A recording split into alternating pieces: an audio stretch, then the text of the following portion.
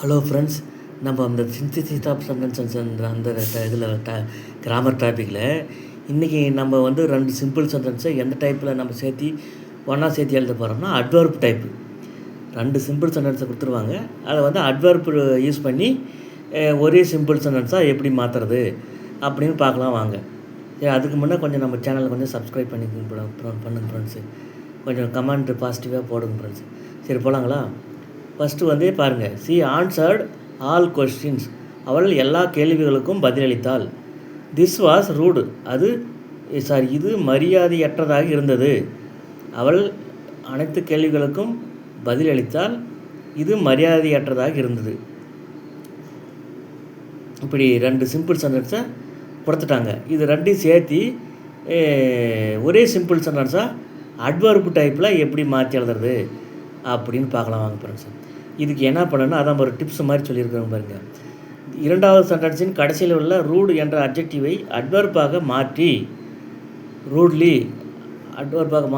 Rudely என மாற்றி முதல் சென்டென்ஸின் மெயின் வெர்புக்கு முன்னாடி போட்டுவிட வேண்டும்.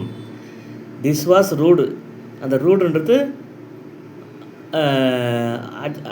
Adjective friends. அந்த அட்ஜெக்டிவை வந்து அட்ஜெக்டினுடைய அட்வர்ப் ஃபார்ம் என்னது? ரூடுன்றதுனுடைய அட்ஜெக்டினுடைய அட்வர்பு ரூட்லி.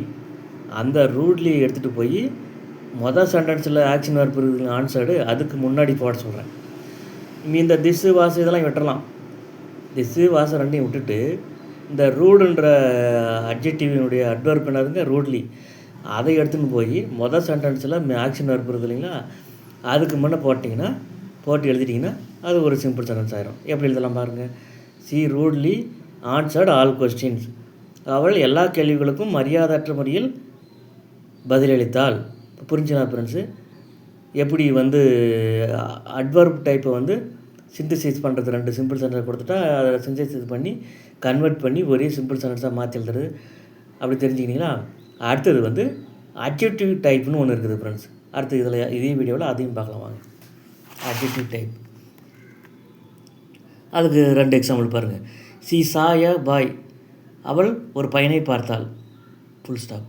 ஹி வாஸ் டால். அவன் உயரமானவனாக இருந்தான். இப்படி 2 சிம்பிள் சென்டென்ஸாக கொடுத்துட்டாங்க. இதை வந்து அட்ஜெக்டிவ் யூஸ் பண்ணி சிந்தசைஸ் பண்ணி நீங்கள் 2 சென்டென்ஸ் சேர்த்து ஒரே சென்டென்ஸாக கன்வெர்ட் பண்ணி சொல்லுங்கன்னா எப்படி சொல்லுவீங்க? அதான் பாருங்கள், ஒரு டிப்ஸ் மாதிரி சொல்லியிருக்கிறேன். முதல் டிப்ஸு, முதல் சென்டென்ஸில் ஆப்ஜெக்டாக உள்ள எ பாய் என்ற நவுன் தான் 2வது சென்டென்ஸில் ஹி என்ற புரோனோனாக வந்துள்ளதால் ஈயை நீக்கிவிட வேண்டும். 2வது, அதற்கு அடுத்து வாஸ் என்ற பி வரையும் விட்டுவிட வேண்டும் அல்லது நீக்கிவிட வேண்டும்.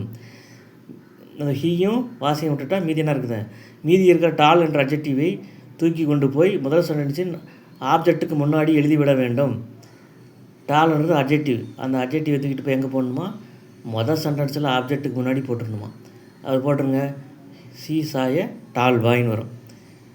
புரிஞ்சல ஃப்ரெண்ட்ஸ்? அப்படின்ட்டு சி சாய டால் பாய் 2 சென்டென்ஸு. சி சாய பாய் ஒரு சென்டென்ஸு, ஹி வாஸ் டால்ன்ட்டு ஒரு சென்டென்ஸு. இது 2 சென்டென்ஸு சேர்த்து சி சாய டால் பாய் அவள் ஒரு உயரமான பையனை பார்த்தாள் அப்படின்னு வந்துருச்சிங்களா? 2 சிம்பிள் சென்டென்ஸை சேர்த்து ஒரே சிம்பிள் சென்டென்ஸாக சிந்தசைஸ் பண்ணி கன்வெர்ட் பண்ணி கீழே எழுதியிருக்கிறோம் பாருங்கள். அவ்வளோதாங்க ஃப்ரெண்ட்ஸு. ஒரு 2-3 டைம் போட்டு பாருங்கள், உங்களுக்கு நல்லா புரிஞ்சிடும். நான் எழுதியிருக்கிறது அப்படியே இந்த வீடியோவே 2-3 டைம் போட்டு பாருங்கள், உங்களுக்கு நல்லா புரிஞ்சிடும் ஃப்ரெண்ட்ஸ். ஒரு 2 டைம் 3 டைம் போட்டு பாருங்கள், கேளுங்க. நன்றி.